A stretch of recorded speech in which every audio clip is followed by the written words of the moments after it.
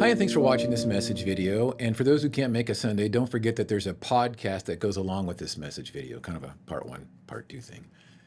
Today, we're continuing on in our series where we're looking at Paul's first letter to the church in Corinth and trying to learn from it all the different things that we can apply to our lives so that we can be better church people, church members.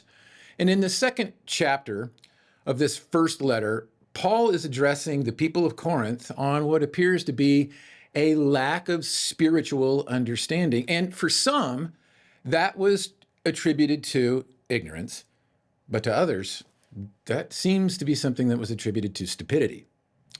For instance, most agree that ignorance is a lack of information or awareness about a specific subject, which can be fixed by learning. Stupidity, however, is a lack of information or awareness due to a willful refusal to use or gain knowledge through learning.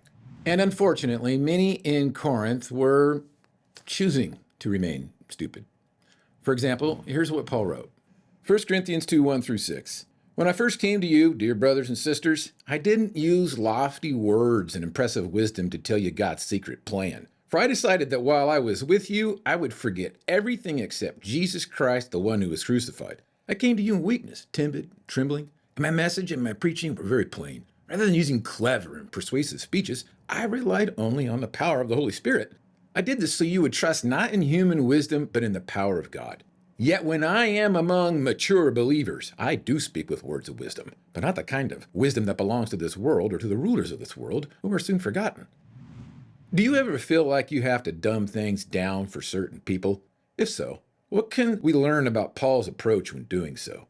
And on the flip side, do you feel like you're capable of having conversations with mature believers? Explain your answer. In a roundabout way, Paul viewed the people of Corinth like they were his spiritual kids or that he was their spiritual father. So to be sure, Paul was walking a fine line because he didn't want to provoke the Corinthians to anger with the way he treated them. Instead, Paul was trying to bring them up with the discipline and instruction that comes from the Lord, which is exactly what we need to do when dealing with anybody who is spiritually immature, regardless of the reason. However, what Paul went on to write next makes it very clear that the burden is on us. It's on each individual to become mature. And unfortunately, besides Paul, there were other people who had visited the people in Corinth who were trying to talk to them and grow them up, and they were running into the same problem. These people, some of them were ignorant, but some of them were just choosing to be stupid and lazy, immature spiritually with the way that they would develop. For instance, here's what Paul went on to write next. 1 Corinthians 2, 13 through 14. When we tell you these things, we do not use words that come from human wisdom. Instead, we speak words given to us by the Spirit, using the Spirit's words to explain spiritual truths. But people who aren't spiritual can't receive these truths from God's Spirit. It all sounds foolish to them, and they can't understand it. For only those who are spiritual can understand what the Spirit means. Have you ever tried to explain spiritual truths to someone who isn't spiritual? If so, how did that go?